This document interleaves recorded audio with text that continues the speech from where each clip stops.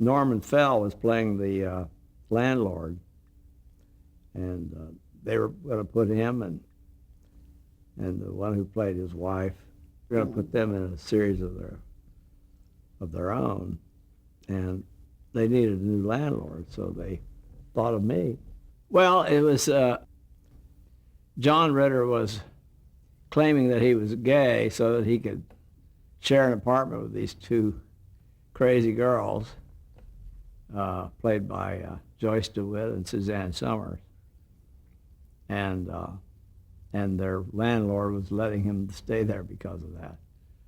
And so when I came in, I was sort of an overly officious landlord, strictly following rules, laying down rules.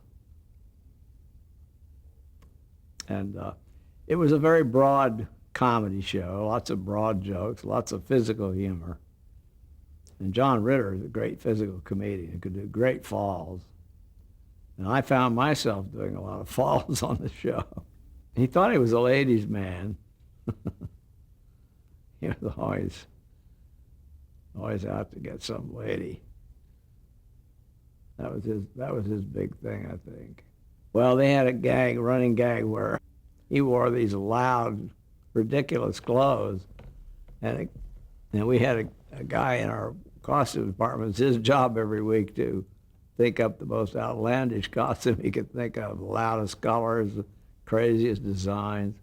Oh, I don't know. They were all outlandish. Just real loud, bright blue or bright red or just ridiculous stuff. And what was the audience reaction to? They always loved it. They loved it. It was great to get a laugh just walking out in your wardrobe.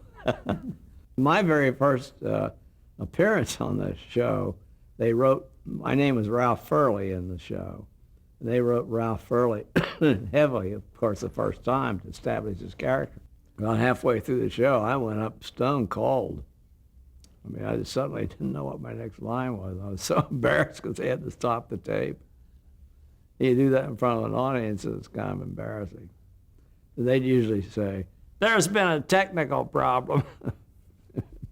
Technical problem was my brain.